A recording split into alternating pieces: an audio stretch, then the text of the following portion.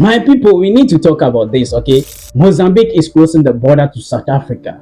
They are not going to allow South African trucks from South Africa to enter the border or to cross the border. Why? Because they are angry. And this is actually crazy. Yes, it's actually crazy. Everything is not crazy. Let's find out.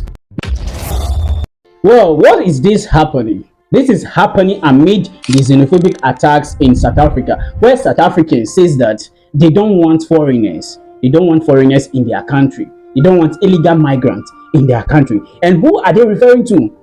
Who are they referring to as immigrants, foreigners in their country? It's their own African brothers and sisters. Those are the people they are referring to as immigrants in their country.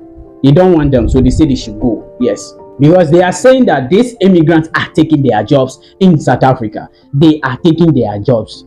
It's kind of crazy. Yeah, it's kind of crazy and it's funny. But you know, this xenophobia means hate. Yes, discrimination against humanity. That's all. You see, it's like their own black people, their own brothers, but they prioritize the whites that are taking 70% or 80% of their lands. This is absurd. And it's kind of crazy, you get it? And also, you know, South Africans are also in other African countries, yes, but nobody is hating on them. Nobody is attacking them that they should leave their country because they are taking their jobs. No, none of that is happening. But right now, what we are seeing is that they are saying the black immigrants, African immigrants, should leave their country. You know, South Africans are also in other countries living illegally, yes.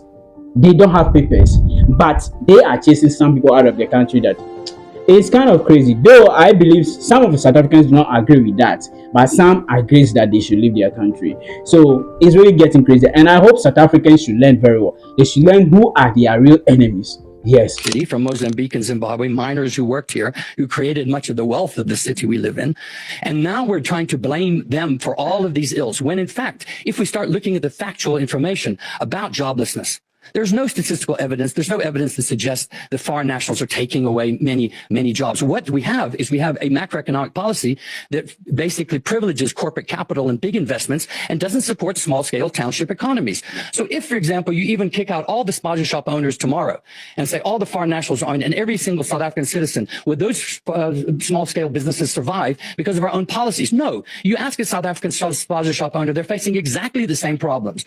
So instead of making this an immigration foreign citizen issue, we should make it a governance issue, a policy issue, and politicians have a lot to answer for, because that's where people are protesting. Water, electricity, education, health, housing. Those can't be blamed on foreign nationals, who make up, by the way, less than 4% of our population. Let's mention, for example, the economic impact that shows, our own statistics, South Africa show, that each immigrant